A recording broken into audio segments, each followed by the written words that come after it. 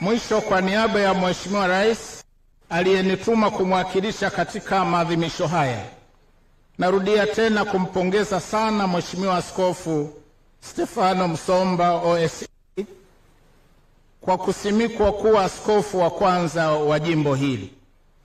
Aidha, ninamtakia Mhashamu Baba Askofu Musomba afya njema na umri mrefu ili aendelee kutubariki, kutufundisha na kutuombea.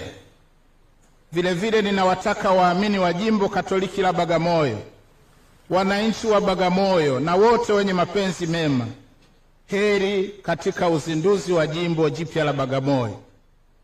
Na naomba sasa nimalizie hotuba hii kwa kukabidhi fedha kidogo, shilingi milioni 20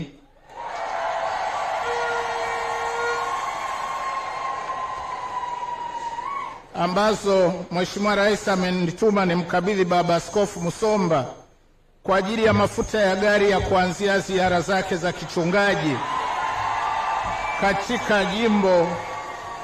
katika jimbo hili jipya.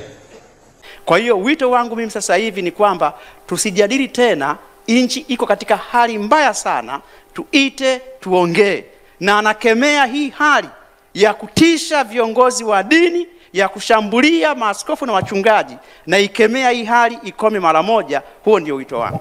Ni vizuri tukaiambia taifa letu kama viongozi wa dini, tukutane tuongee, na rais atakuwa ananisikiliza. Tukutane viongozi wa dini na vyama vya siasa na watu wengine, tujadili hali hii. Hatutaenda tena kuzika hawa. Sasa mapadri walikuwa wanazika waumini waliokuwa wanapigwa na uawa katika uchaguzi wa serikali za mitaa, lakini sasa hivi inaonekana tutaenda kuzika maaskofu na mashehe katika hali kama hii.